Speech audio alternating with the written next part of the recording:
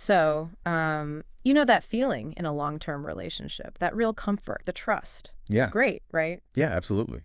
Knowing you can just be yourself. But then sometimes maybe there's that little flicker of, is this it? Is this all there is? Mm. Esther Perel's book, Mating in Captivity, it just jumps right into that whole puzzle. It really does. How do we Right. keep that comfortable, reliable thing going, but also, keep the spark with the same person? It's tricky. It is tricky, and Perel makes it clear this isn't like a personal failure if you feel that tension. It's fundamental. Right. We're all pulled between wanting security, that grounding, Yeah. and wanting adventure, excitement, Yeah. and mating in captivity. Really unpacks why modern love puts so much pressure on finding both in just one person. Which is a huge ask. So for this deep dive, we've really dug into Perel's work, years of her experience with couples. Try to get a clearer picture of how desire works or doesn't work when things get familiar. Exactly. And our mission today really is to pull out some useful stuff, some insights, maybe fresh perspectives for you, the listener. Yeah, ways to think about it, navigate it, without feeling like it's this impossible riddle to solve. Okay, so let's dive in. That core tension Perel starts with. These two basic human needs, right? Yeah. Security, that safe harbor of a relationship, Uh-huh. and then that equal pull towards adventure, the unknown, something new. And historically, this is fascinating. These needs weren't always met by the same person, were they? Not at all. Often it was the community, or maybe passion was found elsewhere while the marriage provided stability, It's only like relatively recently with romantic love being the basis for marriage. that we started expecting one person to be our rock and our thrill ride. And if you layer on things like the sexual revolution, women's liberation. Right, and thinkers like Anthony Giddens talking about sexuality becoming this personal project within the relationship. Suddenly, sexual fulfillment isn't just a bonus, it's kind of expected. Which leads straight to Perel's big question. Can we actually want what we already possess? Because desire often seems to like a little distance, a bit of mystery. How do you keep that alive when you're arguing about whose turn it is to take out the recycling? Huh. Yeah. Which brings us to how couples often think about intimacy.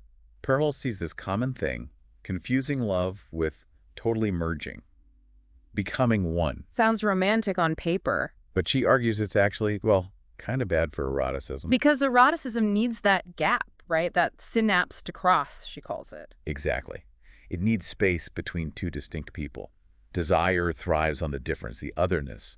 It's not about being identical. And trying to wipe out all uncertainty, that can backfire too. You know that Tony Robbins quote about passion and uncertainty? Yeah, basically saying you need to tolerate some unknown for passion to live. When we try to control everything, make it all predictable, we might just smother the spark. Yeah, accidentally. Adele's story, remember that? Right. She talked about the early butterflies and how it shifted to her husband, inspiring her to, like, cook chicken every Sunday. Which is lovely, that comfort and care. But she's wondering, where did that initial fizz go? Predictability is comforting, but maybe less exciting. And Perel's point is sharp here. Maybe it's not just familiarity killing the romance. What is it then? Maybe it's a reluctance to really see your partner as separate, as their own person. With their own thoughts, their own life. Yeah, and acknowledging that separateness can feel a bit unsettling. A reminder you can't take the connection for granted. But then she gives this great idea, the wide-angle lens. Step back. See them outside the usual eyes. See them as an individual in the world, doing their thing. And that shift, that perspective change, can highlight their otherness again. The very thing that drew you in. Which connects to that trap of trying to control things. Right, putting partners in fixed boxes. Yeah. Defining them too rigidly. Gives a sense of stability, maybe. But Perel says it drains the life, the energy, including the erotic energy, right out of the relationship. When you're stuck in these roles, passion fading isn't really a surprise, is it? And crucially, it's not even real security you're creating. It's fragile. Like an artificial balance that shatters when someone grows or changes. That Charles and Rose example illustrates it perfectly. He was the unpredictable charmer. She was the stable rock. But they outgrew those boxes. His playfulness got squashed. Her needs weren't seen. They hit a crisis because they weren't allowed to be their whole selves in the relationship. So striving for total safety, the completely predictable bubble. Ironically leads to boredom. Loss of that. That spark, yeah. We seem to need a little bit of edge, even in our intimate lives. It's interesting, too, how initial attraction works, that idealization phase. Perel calls it selective perception. We focus on the good stuff, magnify it. Like projecting a perfect image onto them, it's kind of an illusion, but a nice one at first. We see them glowingly, and we feel special in their gaze. He made me laugh. She just got me. That mutual affirmation, feeling lifted out of the ordinary. But then intimacy deepens, right? It moves beyond infatuation. It becomes about discovering their inner world. Thoughts, beliefs, feelings. The mental connection, the sharing, comparing notes, revealing who they are, the hidden parts too. And here Perel makes a really key distinction. Intimacy and sexuality, not the same track. Yeah, like parallel narratives, she suggests. Not necessarily one growing directly from the other. You could have deep emotional closeness. Without a blazing sex life. And maybe vice versa sometimes. Exactly. The story of the relationship tells you a lot, but not everything about the erotic connection. That's its own complex thing. Okay, let's talk about that push and pull. Connection versus independence. Perel uses Michael Vincent Miller's work here, these deep childhood needs. Abandonment dreams. Fearing being left alone. And engulfment dreams. Mm-hmm. Fearing being swallowed up, losing yourself in the relationship. And those early fears and longings shape us, don't they? Hugely. They shape what we crave and fear in adult relationships. Mm. We're always trying to balance those two poles. And often, maybe unconsciously, we pick partners whose issues kind of mirror our own vulnerabilities there. Yeah, it's complex. Even in sex itself, Perel notes that movement. From connection to separateness. That moment of climax, Mm-hmm. it's intensely personal, even when shared, a brief return to self. Which brings us to caring versus desire. That could be tricky. Perel references Michael Bader's idea here. As deep care grows, Mm-hmm. it can sometimes inhibit the maybe the selfishness needed for sexual excitement. Like John's story, he felt so responsible for his partner's happiness, like he did for his mom. And it made it hard for him to just let go, focus on his own pleasure, be spontaneous. Yeah, he was so worried about her experience he couldn't really be in his own. And it's always a dynamic, right? Yeah. Look at Beatrice, too. Her intense need for closeness, trying to merge their interests. Giving up things that might create distance. Ironically, it pushed him further away, made him feel trapped. Exactly. It worsened his withdrawal. His lack of desire became like his only way to carve out personal space. It's hard to desire someone who seems to have erased their own boundaries. Love might be there, but desire needs that separateness. And the intervention Perel suggested separate living for a while. Wow. It highlights how crucial reestablishing independence can be.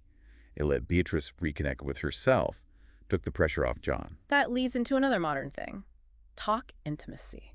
The huge emphasis on verbal communication as the main path to closeness. And talking is good, obviously, but Perel flags its limits. She even hints at a possible gender bias.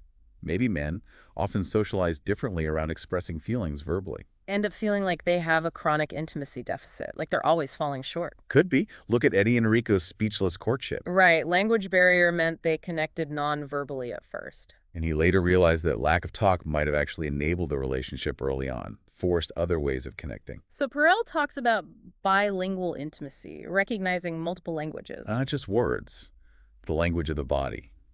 Touch, gestures, physical presence. Mitch and Laura are a good case study here. Different styles. For Mitch, sex is freedom, expressing tenderness non-verbally. But Laura, feeling inhibited, saw his physical approach as just selfish. Leading to resentment, rejection. They were speaking different intimacy languages. And Laura, by sticking only to her non-physical language, was blocking Mitch's way of expressing connection. They weren't understanding each other's primary channel. So therapy aims to help them become more fluent in each other's language? For Laura, exploring her feelings about female sexuality, taking ownership of her pleasure, and remembering that emotional weaving, as Perel calls it, happens through actions too. Building that bookshelf, doing chores together, like in Fiddle on the Roof. Exactly. Tangible presence and engagement matter just as much as talk. Okay, now this next bit. Perel calls it potentially politically incorrect. Yeah, the idea that eroticism can actually feed on things like power dynamics, role-playing, even a bit of playful naughtiness. Things that seem opposite to our modern ideals of equality in relationships. And she makes a crucial assumption. The politics of sex consent, respect, safety are non-negotiable. But the poetics of sex, that's different. That's the realm of fantasy, transgression, exploring parts of ourselves that don't fit the everyday script. Like Elizabeth and Vito, equal partners day to day. But sexually, she enjoys him being more dominant, forceful, creates a charge. And he feels powerfully attractive in that dynamic. Perel says in that bounded space of eroticism, things unacceptable elsewhere can become exciting.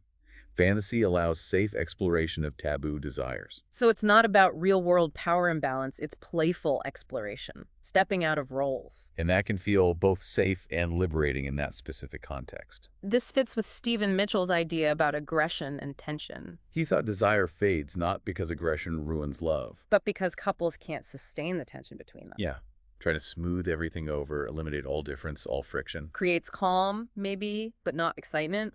Kills the dynamic energy. Could be. Look at Jed and Coral. For Jed, some aggression is part of his sexuality, makes him feel alive. Love feels safe, but maybe restrictive. Sex is where he can express a wider range of stuff he usually holds back. Now, Perel also critiques our modern can-do attitude about desire. Seeing it as just an operational problem, fixable with schedules and communication tips. Right. And she points to the industries selling solutions. Pharmaceuticals, online stuff. Laura Kipnis called them late capitalism's lords for dying marriages. Ouch. And Leonore Tiefer warns against just focusing on function, mechanics. Breaking the body into parts, ignoring the feeling, the psychology. So Perel suggests shifting focus, not just how-to guides. But thinking about freedom in the relationship. When do you feel free? Individually? As a couple? How does the relationship enable or restrict that? Asking those bigger questions. Ryan and Christine's story was amazing here. Her confessing feeling trapped. To a friend, yeah. Not even to him directly at first. But that act of asserting her separateness, voicing those hidden longings, it reignited his desire. It wasn't logical, it was spontaneous honesty, shaking things up. Yeah. Perel says it's the act of choosing, again, that keeps things alive. That freedom to choose. And Ben's pattern, intense, short relationships, then casual sex binges. Classic struggle with balancing intimacy and passion, swinging between extremes. And Perel uses Barry Johnson's polarity idea, inhaling and exhaling. Can't do both at once. Both needed. Constant ebb and flow. Security and adventure are like that. Not a problem to solve, a paradox to manage. And interestingly, Ben's girlfriend, Adair, being independent. Having her own strong sense of self. That actually seemed to help his fear intimacy, created a different dynamic where he didn't feel engulfed. Yeah, her self-reliance was a positive influence. Perel also touches on societal views of sex, when it's seen as soiled or dirty. Doesn't make it go away, just breeds guilt, shame, discomfort. And disconnects sex from emotional connection. She argues for integrated sexuality, pleasure flourishing within relatedness, care, respect. Looking at younger generations, she mentions hookup culture, commitment fears, Ratu's descriptions. That feeling that commitment means losing independence. That deep intimacy makes you too vulnerable. Maybe finding more security and self-reliance than in a potentially fragile connection. It's a different landscape. Which brings us back to Maria. Secure relationship with Nico. Trusted him deeply. But no sexual connection. Yeah. And struggling with those societal messages. Stability over passion. Her grandmother's advice, her mother's laying on her. And her difficulty owning her own desire, talking about sex. It shows that fear of vulnerability again. Being erotically exposed and emotionally intimate, especially with baggage about sex being shameful, it's scary. Perel stresses bringing your whole self, including the erotic self, to the relationship, and staying curious about your partner. Which leads into the archaeology of desire, digging into the roots. Childhood experiences, early lessons about love, pleasure, trust, needs being met or denied. That's where our erotic blueprint gets formed, from those early interactions and how we interpreted them. And Jack Morin's idea is powerful. What excites us most can come from childhood hurts. The erotic imagination trying to, undo or rework past traumas? Kind of. Yeah. Like Melinda becoming a seductress after her father's affair, trying to avoid her mother's perceived helplessness. Shows how deep these imprints go. Very little in our erotic imagination is accidental, Perel suggests. And that core tension again. Dependence versus independence. Lifelong struggle. Shaped by how our parents responded to us needing both connection and autonomy. And it's not just what they did, but our interpretation of it that matters. That shapes our beliefs, fears, expectations about love. Our bodies remember too, don't they? Absolutely. Bodily sensations are primary early on. The body stores pleasure, but also distress. Which might be why deep fears and longings surface in sex. because our needs and past experiences are so vast, held in the body. Plausible.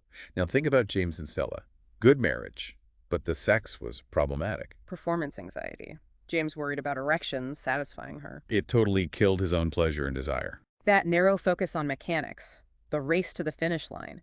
Perel calls it decidedly unerotic. Makes the partner feel unseen, disconnected, turns it into a task. And inhibitions like that often link back to old rules, childhood associations. Perel even notes that consistently withholding touch can build huge frustration. Arousal transformed into rage. Wow. But the hopeful part, one person can change the pattern. When James took initiative sexually was more bold and persistent. He found that taking control paradoxically reignited his own desire, made him feel charged up. Yeah, it shifted the dynamic. Which connects to Michael Bader's sexual ruthlessness. It sounds harsh, but It's not about being mean. It's about tuning into your own pleasure rhythms without guilt or shame. needs differentiation, right? Holding on to yourself even when close to someone else. Exactly.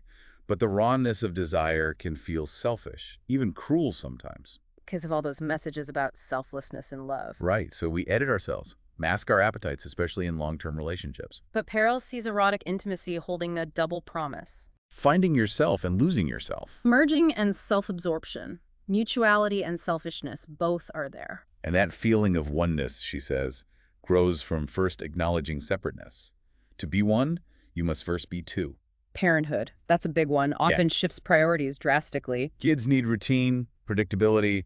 Adult erotic connection can slide way down the list. Stephanie choosing to mop the floor instead of having sex. Classic example. Those domestic duties just take over. And Perel suggests a kind of replacement can happen. Where the sensuality of caring for kids, which fits maybe a more diffuse female eroticism. Unintentionally substitutes for adult sexual intimacy. Yeah. And if adult erotic needs go unmet long enough, resentment builds, maybe seeking intimacy elsewhere. And the father's perspective, Leo's experience. Desire decreasing for the mother of his children. That Madonna horror complex idea. Yeah, finding it hard to sexualize the maternal figure. Perel suggests healthy objectification can help, distinguishing partner from mother. And Carla and Leo's playful experiment, the blowjob for money. A bit provocative, but it disrupted their pattern, introduced playfulness, reignited something. Fantasy, too. Perel frames it as normal, healthy. Joni's elaborate fantasies about power, surrender. A way to explore desire she couldn't own in real life. A refuge from anxieties about dependence. Exactly. Transforming feared things into erotic excitement.